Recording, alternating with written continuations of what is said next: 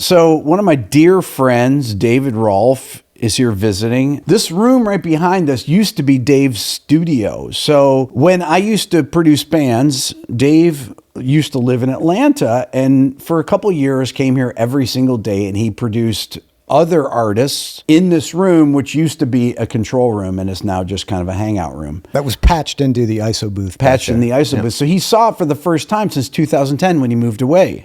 It's changed. It's changed. And he's saying, oh man, your studio is like a film studio now. I can't believe it. It's like, well, yeah, it's actually just, we just put cameras in there, but it's pretty much the same thing.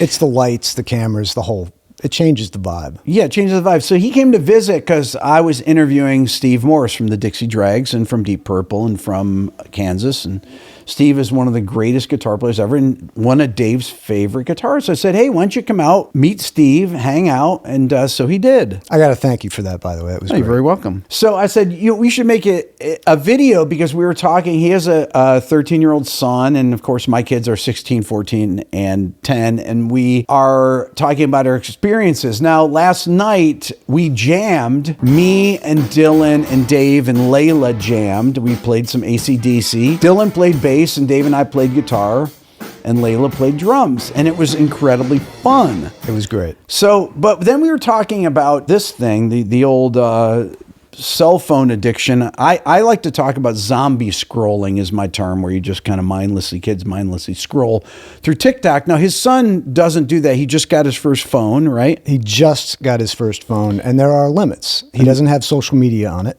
Okay. If we're in a car with other people, he can't have his phone. He's got to be engaged with the people around him, his environment. So there are definite, but that's brand new. That's brand new. That's going to go out the window. At that will go out the window. For sure. Okay, so zombie scrolling, I like to say, creates casual listeners. I feel like kids are really not into music like we were. There's this funny thing. So Dylan and 3 of his friends were going to this prom, and I said, so is there going to be a band? He's like, what do you mean a band? They all start laughing. Ha, ha, ha, ha. Kids listen to rap. They're not going to be any band. There'll be a DJ. And I was like, well, when I was, when we had dances, I played at the dances. Did you ever play at dances in a band or no? No, we played like Battle of the Bands type thing, but it was at school, that sort of thing. I met Dave when he was 18 and I was 25 or so. Yeah. And I had black hair. I used to go see him play at the China Club and places like that in New York City back in the late 80s. And Dave is an incredibly good guitar player. And he can actually play all those Van Halen solos. He used to be able to. Dave was a master of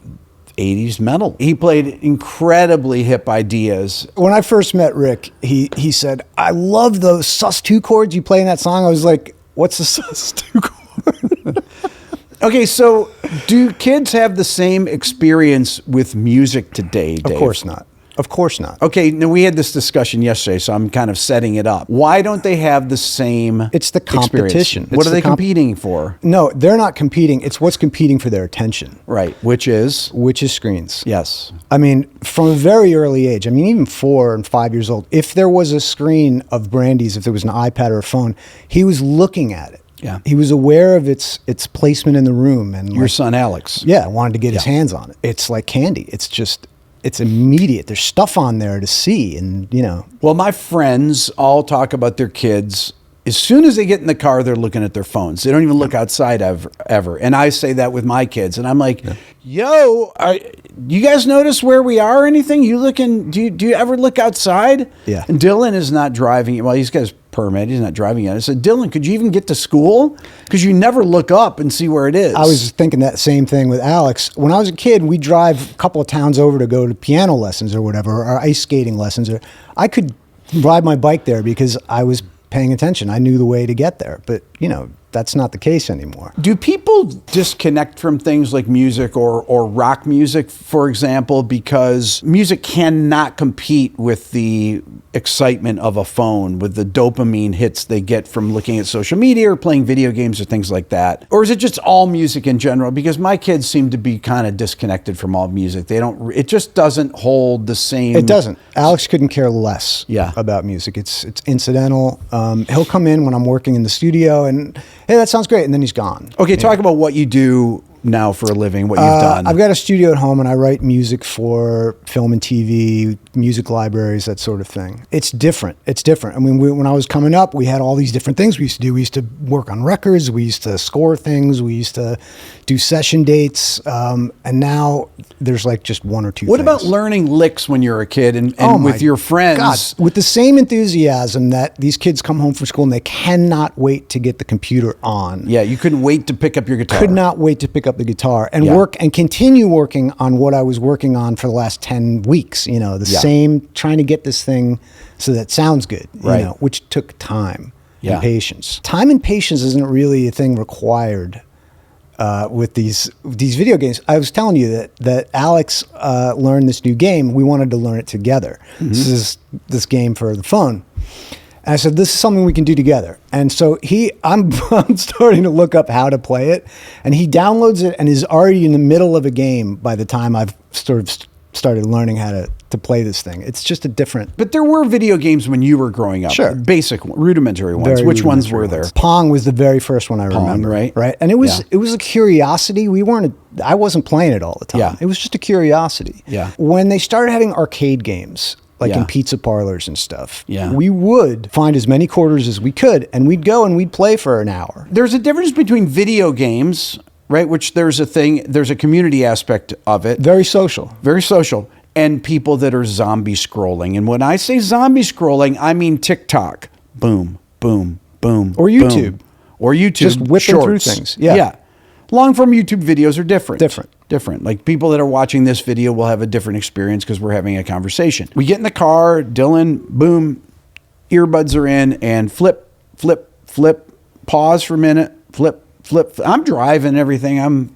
I'm listening to music or whatever, and they've got their earbuds in. They don't know what's going on. They can't tell what I'm playing. You're out. You're taken out of time. You're out of space and time. What about the connection with music? You made this point about about Michelangelo and the Sistine Chapel. If he was watching TikTok, he would never have painted the Sistine Chapel. No, you didn't say that. Actually. No, but I mean, it's about space and time. It's about boredom. If there's no boredom, there's no drive to do things, to look around your environment and look for things that are interesting to you, that you might want, skills you may want to acquire, things that you may want to do, emotions that you feel that you want to express somehow. You don't have to deal with your emotional life if you can quickly pick up a phone and be completely absorbed or distracted. That's a barrier to art. You hear this term dopamine, the dopamine hits you get from things like likes on social media or watching short form content or playing video games or listening to music. We definitely got this dopamine thing from listening to music, just listening to it. For sure. The little things that happened in the background, the repeating chorus, the lyric that really spoke to you. Or you'd hear different things every time you heard it. You'd hear something new. Right. That provided the same dopamine hits. I mean, we're not different as human beings. I don't know that the quality of the experience is the same. The physiology might be the same. But watching a human being improvise on an instrument, walk a high wire. Okay, so speaking of that, so Dave was at the Frank Gambale NAMM thing. That's what started this whole conversation. Yes, yesterday we were talking about the last video I did, really. It was about Frank playing at the Kiesel booth. Dave was standing next to me. Dave Honorado, who's been on the channel many times, was there. It was thrilling. It was thrilling. When Frank played those ridiculous lines, and Frank would play slow and melodically and groove, and he played a number of songs. I just talked about the first song there. Yeah. And I felt like a little kid watching it because it was so fun to see somebody that has such a mastery of their instrument like that. And could just speak through it. Yeah. Fluently express ideas, technically really difficult stuff. Steve, too, is the same kind of thing. Yeah. It takes a lot of time and sweat and love to develop the mastery to just be able to communicate. Yeah, Steve was doing this yesterday. He was playing, and it was just... That's craft. That's something that took years and years to develop. Would that have happened if screens were as prevalent as they are? It's hard to say. It is hard to say. Now, us being 2 generations older than our kids, both of us, presents a different experience. Because I could easily be addicted to short form content and zombie scroll, because I know plenty of people that are our age that look at their phones and they just do this stuff. Of course. To me, it's really uninteresting. I make short form content that gets hundreds of thousands or millions of views. Right. And it's fun to make the content, But to watch the content, I do watch stuff on YouTube, Totally but I different. typically watch long form YouTube content because to me that's kind of my TV. Right. And I like to watch long form series. I will binge watch series all the time. Right. But the short form content to me that I feel like robs the attention span of kids. Now your solution to this with your son is to limit it. Limit it. Of course, you've had a very little time to experience how difficult this is On the phone. on the phone. But the video game thing has been going on for a long time. Okay. And it's similar. You need to create these boundaries early and set a philosophy. Why? Why are we doing this? Why are we limiting your time? You love doing this. Why are we? Well, because we want to create space for other things. We want to create the level of boredom that drives you to look around your environment for things that you want to do, actually do instead of consume. Kids that I've meet that are, when I say kids, I mean people that under 55. 40-year-olds. Yeah.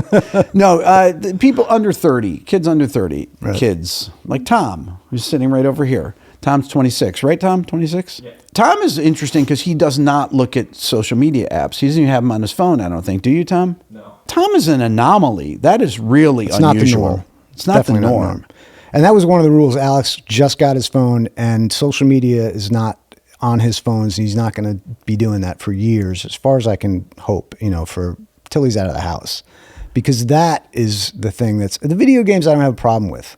It doesn't affect his attention really. He's engaged in things. He's bright. He's social. Mm-hmm. It's a very social thing. They don't make plans. I'm like yelling at him all the time. Like, well, do you guys ever make plans to hang out? No, we're hanging out now.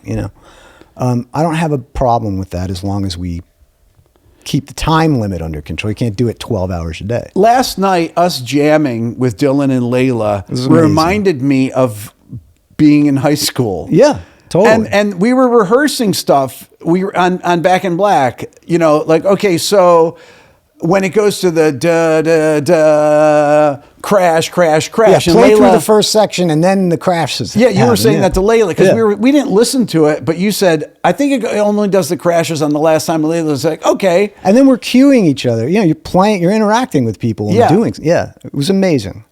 And we made the point when we were done that this is really important stuff to do, to Yeah. play with other people. it's so fun. I get so excited to actually sit down and play songs, cover songs, whatever. Yeah. And it reminded me of being in high school. That's right. And the kids had fun. They did. Yeah.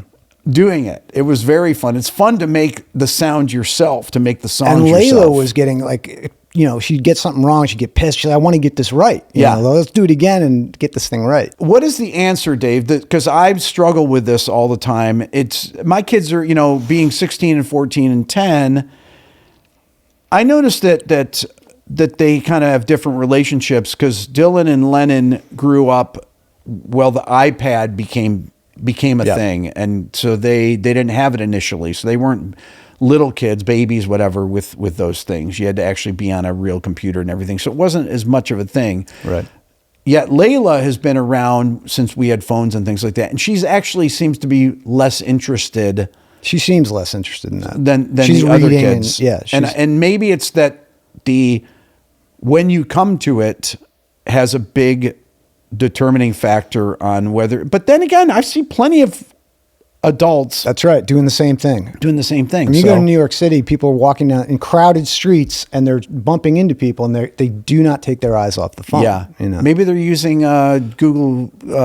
Maybe they don't know where they're going, and it amuses them, so they go, yeah, they're reacting to it. They're watching something. Well, I'm looking at it. I can never find where that dot's supposed to go if I try to use Google Maps while I'm walking. I mean, I going know the my wrong way way. around. I get lost. I know my way around New York City like the back of my hand, and I'll try to use Google Maps. You only get lost when you use Google Maps. That's right. When I try to find a restaurant or something, it's like Google. No, forget that. Do you think that this is why music is in the state it is, or maybe because music just doesn't have the same value because it's so available? So kids don't take it. It's hard to say. I think it's got to be both. It's got to be both. There has to be.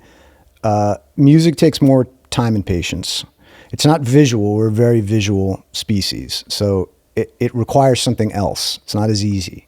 And if there's something easier, we do Path of least resistance. we do right? the easier thing. Yeah.